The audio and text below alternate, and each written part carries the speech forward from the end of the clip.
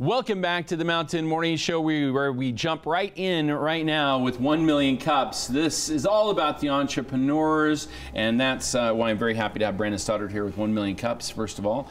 And with him, David Dalton, who's the CEO of Quadee, which is a snowboard training system. And we're looking forward to talking about this for sure. This fits into Park City really well.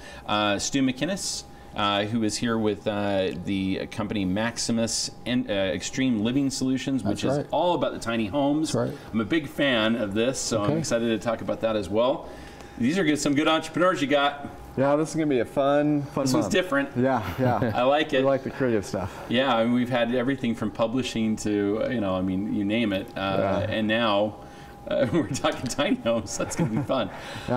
First of all, tell us where we're at with 1 Million Cups. We had a little hiatus, and now we're back. Yep, we are going strong. We still are pulling in large groups to fill the room. Yeah. So people love this. We've had, like we talked about, some creative ideas.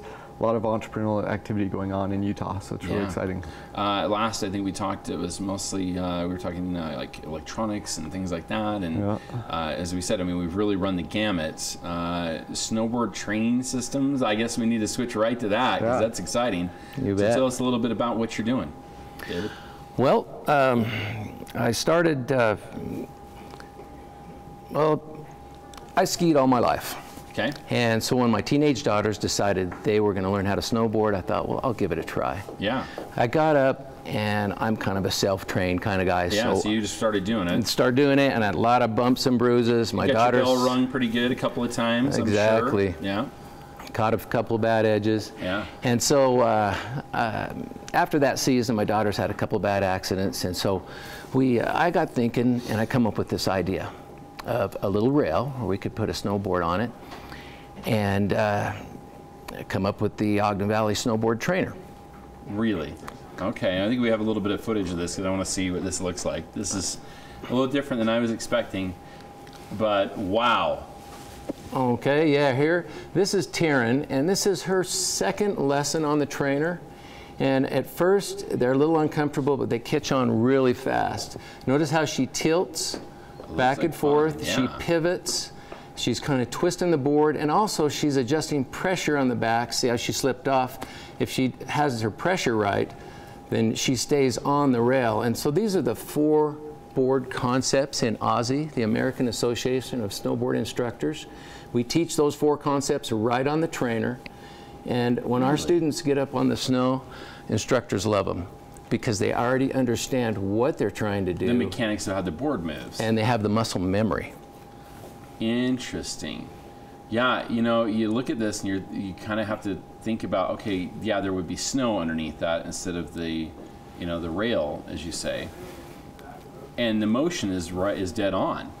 Oh yeah, when Taryn goes up, last year we had 2 or 3 students, they naturally roll into a turn. You don't have a tendency to catch a bad edge. And when you catch a bad edge, the fear sets in. Any instructor will tell you, once you have a fear, your learning curve slows way down. Yeah. My students tend to stay on top of the board instead of on their butts all the time. I like that a lot. Yeah, and so they actually snowboard when they go up. You've got a couple of the pieces here. Show me what we've got. Well, okay, yeah. What it is they stand, the front of the board sets on a little bearing, and the back of the board has what I call a pencil bracket under it. So they can tilt, and as they pivot along the back of the rail, this rear slides, but the most important part here is they can twist. Anybody who knows anything about snowboarding, twisting is where you get into your advanced turning, because now instead of just 2 sides, you have 4 sides. You have the front and back, and so if you can twist that board, you can manipulate and turn and adjust the pressure on the board. I haven't learned that at all, and so now I'm very intrigued. I've got to get up and try this. Where is your facility at? It's in Riverdale, centrally located. And what it does, it offers students a chance to come get quality training without having to go all the way up to the resort. We're not trying to replace resort training. It's kind of like what I call a Head Start program. Precursor to it. Yeah, for snowboarders. They learn all about kindergarten. Exactly. I like it. Well, like I say, and that's we were just talking about it on the way up. When you get up to the resort, now that you've learned how to ride and you have that muscle memory and you understand the concepts, because we teach you the concepts as you're riding the rail. Well, it's like taking the training wheels off.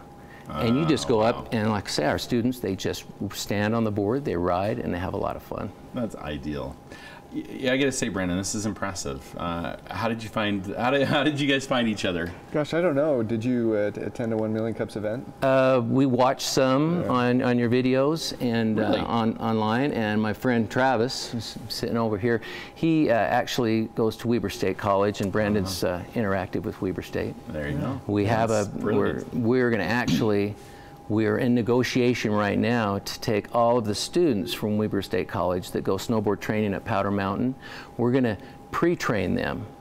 And so it'll be our introduction into the public world. That's really a great proof of concept, to be sure. That's awesome. Thank you. All right, I want to turn our attention to tiny homes for a minute. This is a subject that I am pretty familiar with and wildly excited about. Good. Because the idea is simplifying and moving to something small and you know, having a space for everything and everything in its space that has to make it work. That's kind of the mantra, isn't it? Yeah. Yeah, it's something that's been around. I mean, small dwellings, it's not something new. I mean, since the dawn of man moving out of caves into pre-built structures or structures that they put together. I mean, small structures have been around for a long time, but this particular iteration has been probably within the last 15 years that we've seen, and it's kind of past that that stage of being a fad. So I think this is something that's going to be here for a while. Yeah, we're starting to see places that are set up to accept tiny homes as a community, which is interesting. We've certainly seen a lot of push for that when it comes to resort employees, which is a big issue, right? Temporary housing, it makes some sense. Bring some tiny homes in, set it up, they live there, tear it out in the summer. It makes so much sense, and there's so much flexibility with these. In fact, you know, the premise that it's just something that people would live in full time, I think, is a narrow thought process with tiny homes. There are so many applications for these, as you said, alternative housing for people in a resort community, workforce housing. They can be used for storage. They can be used for, I mean, whatever you can think of. There's so many applications, just like you'd have regular structures and light commercial or residential. I think that one of the best things about a tiny home is it gets people out of their home. Right? It's just the right size that you want to come back to it and sleep, and you maybe want to come back to it and make a meal. But at the same time, it says you need to go out and have some fun too. Well, we tell young couples, you know, you're going to find out if it's true love or not, because there's no place else to go. It's a love tester, is what you're saying. Oh yeah. And you know, and you can tell how mad they are by how many times they slam that one door. You know, so there's a grade to it as you go through. I love it. Yeah, the single door side of things. Now, talk about yours. Yours are on a trailer base. They are. Yeah. Give us a little bit kind of variation of what one can buy in a tiny home. What I tell clients is, really, we only have 3 limitations. That's their imagination, the laws of physics, and their pocketbook. My job is to line them up. And so, really, I mean, we've done things that, we've done a lot of the national TV shows because we kind of push the envelope. So we'll do things with rooftop decks. We'll one of my favorites is the rooftop deck, and the you know, these tiny homes that kind of come out and go a little wider on the ends. And there's so many ways that you can accomplish that to create interest and movement in these and long lines of sight, so that they have a much larger feel. And it's so ironic. Everyone wants this small, and then how can you make it bigger? Right. I mean, this is or at least feel big, right? We want to go small, and then how do you make it big? That's funny. So it's kind of funny that way. Storage, an important part of that. You guys come up with some interesting ideas for storage. Staircases, in walls and floors and the ceiling, under the loft. I mean, we put, you know, under a toilet, you know, we see composting toilets, so we might have a platform, and underneath there is a storage area. So we try and utilize spaces that you'd take for granted in a traditional home. Wow. It's kind of fun. If people want to see more of this, because I know they do, I'm wishing we had some photos to show, where can they go and look for that? Well, there's a couple of places. One is we're going to be at Southtown January the 5th through the 7th for the Salt Lake Home Show, and there will be a tiny house village, and we're putting that on. So I would encourage anyone who wants to walk through it, get a feel, poke, prod, climb ladders, come on down. That's going to be a fun deal. And the other thing, check out our website. It's maximusextreme.com. All right, great place to go and take a look at this. Oh, and yeah. Of course, I know as we talked about tiny homes, the price can be tiny. You can start somewhere right around 40 grand, right? Yeah. But can go wildly higher. Oh, yeah. Yeah, up into the 6 figures. Oh, yeah. All right. We'll go as high as I want. There you go. Sounds terrific to me.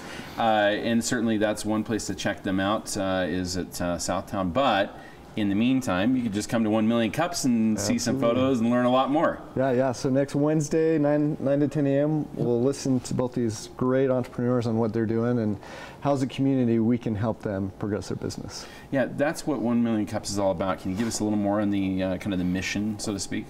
Yeah, really the mission is to help our entrepreneurs take that step forward. How do we help them succeed? Entrepreneurs are the heart of our economy, so how do we raise them? If we raise them, we raise everybody, right? So it's really an opportunity to come together and work together. All right, the next 1 Million Cups? It is next Wednesday, 9 to 10 a.m. You can learn more about it, 1millioncups.com/Ogden. And this one will be located at? At Startup Ogden, in the heart of Ogden. Yeah, so, right downtown, which is ideal. Ogden, a thriving community, certainly, and we know this. It's perfect for you because it is the other, it is really the other resort town for skiing and snowboarding. So perfect for that, and of course that means probably for you too. We have a lot of seasonal employees that are going to need some housing. That's right. So what an ideal group you've come up with, Brandon Stoddard. 1 Million Cups. Check out more on the web at 1millioncups.com/Ogden. There you go. So you're going to want to check all of that out and certainly come to the event and learn more about these entrepreneurs, but also really the big key here is where the rubber meets the road. Your chance, if you're an entrepreneur, to meet others who can help you start to launch your career, your startup, and really make a big difference in your world, not only with the startup community, but certainly with your own personal success. More to come here on the Mountain Morning Show. We've got a little dog or cat that needs a home and much more right after this.